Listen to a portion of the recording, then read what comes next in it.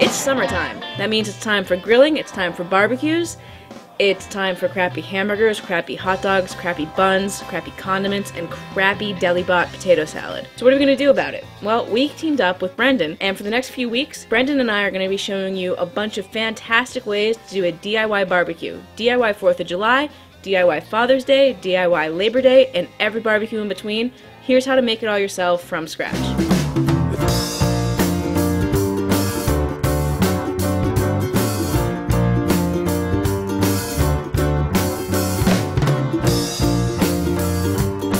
This week on Working Class Foodies, We're going to show you how to make your own hamburger buns and your own condiments. Brendan's going to walk us through how to make all of these. Take your packet of yeast, get that activated in some warm water. A little olive oil if you want.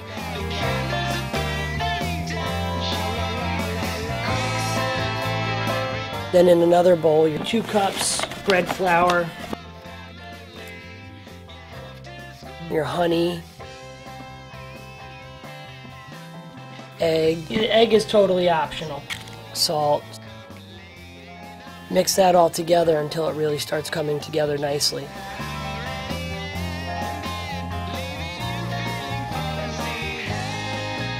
Once the ball of dough kind of starts getting tight and it's holding the flour, then you can take it out of the bowl, put it onto a table and knead it with the palm of your hand, just very gently, until it really comes together. It has that nice sturdy surface. Put that into a clean bowl with olive oil, and then cover it with some plastic and let it rest for probably about an hour.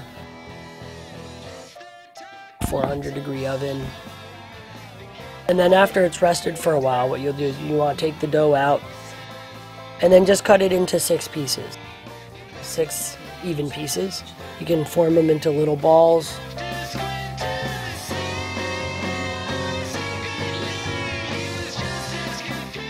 Coat them with a little bit of olive oil. Pat them down so they flatten out a little bit, and then get them into the oven, pizza stone, and you just want to put the polenta down on that. You can use the back of a cookie sheet, and you just want to put the polenta down on that, and that should do it.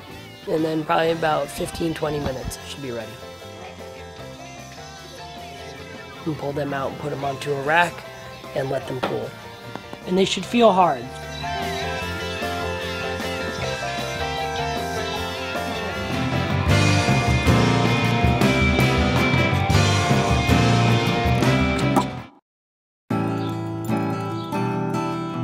When it comes to making mustard, you can do a mix of just powder, or you can grind your own from the whole seeds, or leave them as whole seeds, however you want to do it. 1 tablespoon of powder to 1 tablespoon of beer or wine or water. It's really intense stuff. Cut it with a little bit of olive oil. It takes some of the burn off the back. And once that sits, you'll have a couple days with it, then the flavor will get better and better. And then after about 4 days, 5 days, you'll notice that it starts like getting pretty mellow. And that's pretty much all you really need to do for mustard. Mayonnaise, 1 egg yolk should hold 1 cup of oil, and that's really pretty much all you really need to know. Everything else is pretty much whatever you want to do. I'll do 2 egg yolks, like 2 cups of oil. So you get a blender going, put your eggs in, pinch of salt. About a teaspoon of the mustard, a little lemon juice. Mix up the mustard and the salt and the lemon juice.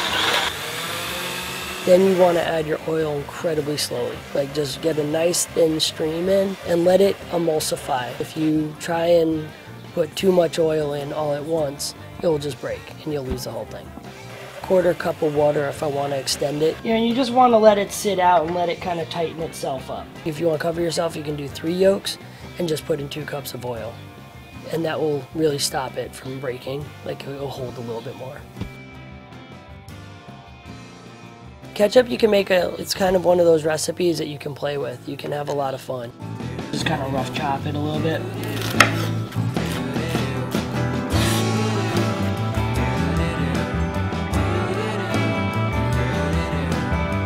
We sweated some shallots and some garlic.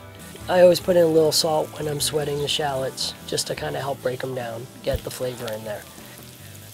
Then we deglazed with a little bit of white wine vinegar. and then we put in some brown sugar, some chopped tomatoes. Just let that cook for a while until pretty much the acidity from the tomato is gone and until a lot of that moisture is gone, where it really comes like a nice thick compote. And then after it cools down a little bit, you want to blend it. If you have a hand blender, that's great. Otherwise, you could put 1 cup at a time in a blender or a food processor and just buzz it all up. But wait till it cools down before you do that so you don't burn yourself. And then you have your ketchup.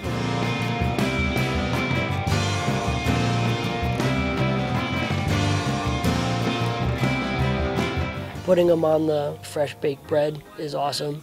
Everything we made was delicious. I'm originally from Pittsburgh, so I'm a big Heinz girl, but you know what, honestly, our homemade ketchup was so good that I could even do without the Heinz ketchup on the table at my barbecues this summer. Now, it's a fair question to wonder why you would spend the time making your own condiments when you can just go to the store and pick some up for super cheap.